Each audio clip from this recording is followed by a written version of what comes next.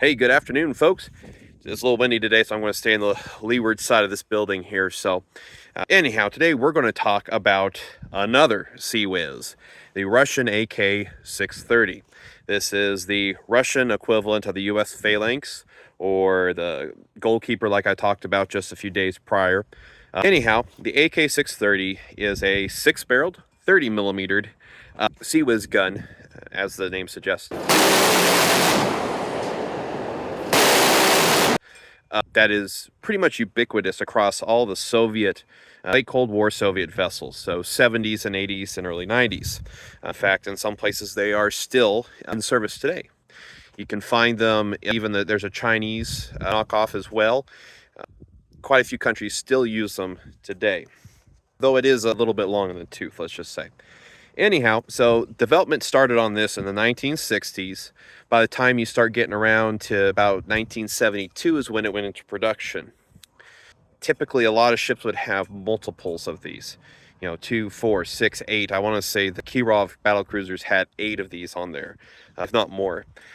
They work with a separate radar. So unlike the Phalanx, unlike the Goalkeeper, there's a separate radar. The MR123 base tilt is the NATO term for that. But the base tilt radar is the fire control radar. There's also an electro-optical system, basically a TV camera. So you can fire it manually with that as well. It's a 30mm. It's a little bit smaller 30mm round than the GAU-8 30mm round. I believe it's 30 by 127, if I'm not mistaken. Still a very potent round. These, again, they saw ubiquitous service across all Soviet vessels in the late Cold War.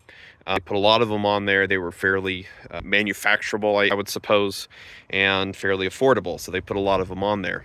As far as effectiveness, the issues that they did have with effectiveness was basically the fact that it had a separate targeting radar that was tens of meters away. It was a long way. There's a big parallax between your radar and your gun, and that can cause huge issues with targeting. It can create severe issues. Your Phalanx and Goalkeeper, the radar is right there on the mount itself. The parallax is measured in inches, a foot, 2 feet maybe, not 30 meters. So that's part of the issue with these guns. They are not as effective as Western types. They can make up for it in the fact that you can put a bunch of them on a ship, and massive firepower can sometimes make up for accuracy. So anyhow, now you know just a little bit more about the Ak-630 CIWS. Have a good afternoon.